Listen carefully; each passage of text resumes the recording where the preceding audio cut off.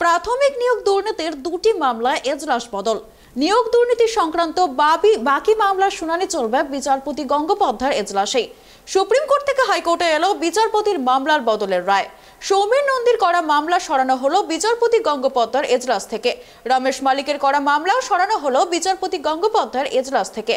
তবে তার সঙ্গে সর্বোচ্চ আদালত স্পষ্ট করে দিয়েছে যে এখনো পর্যন্ত অভিজিৎ গঙ্গোপাধ্যায়ের দেওয়া কোনো নির্দেশে স্পর্শ করা হচ্ছে না। সূত্র মারফত এমনটাই জানা যাচ্ছে। আরো জানা গিয়েছে, উচ্চ প্রাথমিক নবম দশম গ্রুপ সিডি মামলা থাকলেও বিচারপতি গঙ্গোপাধ্যায়ের এজলাসেই।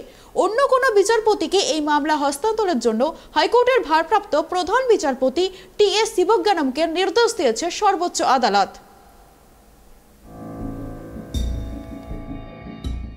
সুপ্রিম কোর্ট থেকে হাইকোর্টে এলো বিচারপতির মামলা বদলের রায়।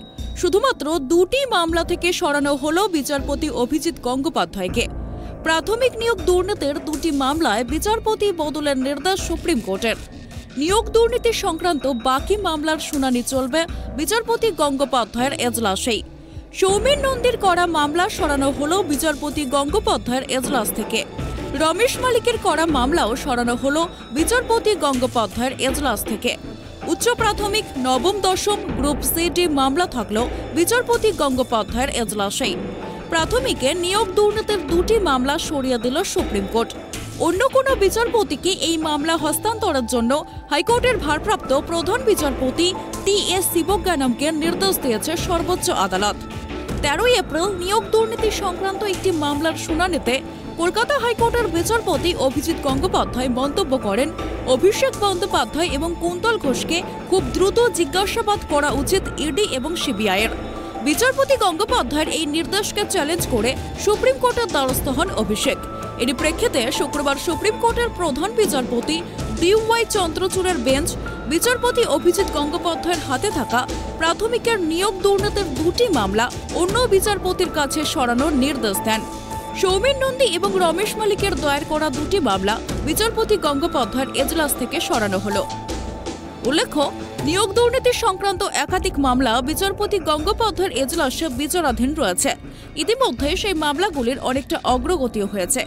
এমন অবস্থায় এদিন সুপ্রিম কোর্টের নির্দেশের কথা প্রকাশ্যে আসার পর আন্দোলনরত চাকরি প্রার্থীদের মনে এক হতাশা ও ক্ষোভের চিত্র ধরা পড়েছে।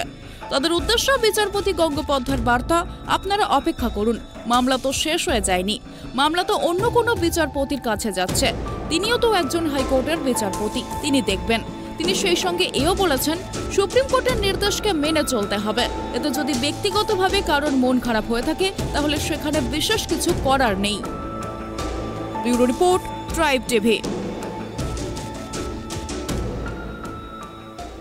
এই বিষয়ে আমাদেরকে বিস্তারিত জানাবে টেলিফোন লাইনে আমাদের সাথে রয়েছে আমাদের প্রতিনিধি গৌতম।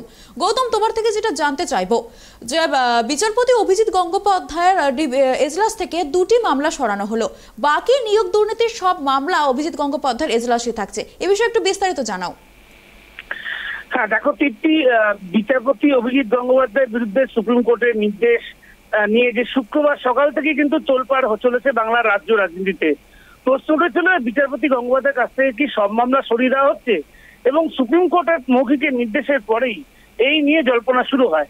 তবে সন্ধ্যেবেলা, অর্থাৎ শুক্রবার সন্ধ্যেবেলা সুপ্রিম কোর্টের নির্দেশের কপি যখন হাইকোর্টে এসে পৌঁছায় তখনই বিষয়টি স্পষ্ট হয়। নির্দেশের কপিতে উল্লেখ ছিল যে সব মামলা নয়, প্রাথমিক নিয়োগ অর্থাৎ প্রাইমারি টিচার রিক্রুটমেন্ট সংক্রান্ত দুটি মামলা সরানো হচ্ছে বিচারপতি গঙ্গোপাধ্যায়ের এজলাস থেকে। বিচারপতি গঙ্গোপাধ্যায়ের এজলাস থেকে কোন মামলা থেকে সত্য হচ্ছে বিচারপতি গঙ্গোপাধ্যায়কে নির্দেশের কপিতে উল্লেখ আছে যে অভিষেক বন্দ্যোপাধ্যায় সংক্রান্ত মামলা থাকছে না বিচারপতি গঙ্গোপাধ্যায়ের ঘরে। অর্থাৎ অভিষেক বন্দ্যোপাধ্যায়ের যে মামলা, সেই মামলা সংক্রান্ত মামলা বিচারপতি গঙ্গোপাধ্যায়ের ঘরে থাকছে না।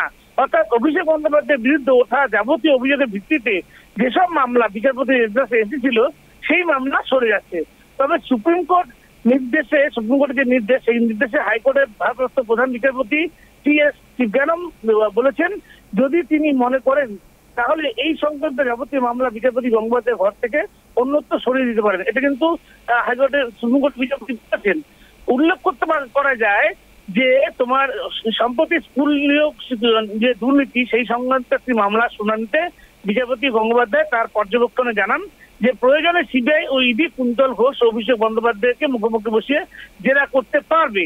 সেই নির্দেশের অভিজিৎ গঙ্গোপাধ্যায়ের সেই নির্দেশের পরেই অভিষেক বন্দ্যোপাধ্যায় সুপ্রিম কোর্টে আবেদন করেন এবং সেই আবেদনের শুনানিতে অভিষেকের আইনজীবী অভিষেক মনু সিংভি অভিযোগ করেন যে তার মক্কেলের নিয়োগ দুর্নীতির সঙ্গে কোনো সংযোগ নেই, কিন্তু তারপরেও সিবিআই বা ইডিকে অভিষেকের বিরুদ্ধে পদক্ষেপ নিতে বলা হয়েছে।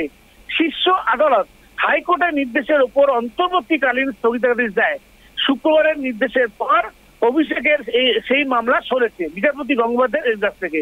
সেদিনই সুপ্রিম কোর্টের প্রধান বিচারপতির বেঞ্চে আইনজীবী অভিষেক মনু সিংভি বিচারপতি গঙ্গোপাধ্যায় টেলিভিশনে সাক্ষাৎকার দেওয়ার বিষয়টা উত্থাপন করেছিলেন এবং সেই ব্যাপারে সোমবার বিচারপতি বলেছিলেন যে কোন বিচারপতির এজলাসে যে বিষয় নিয়ে মামলা চলছে সেই বিষয় নিয়ে তিনি টেলিভিশনে সাক্ষাৎকার দিতে পারেন না।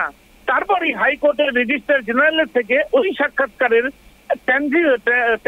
ট্রান্সক্রিপ্ট সেটা পাঠানো হয়েছিল।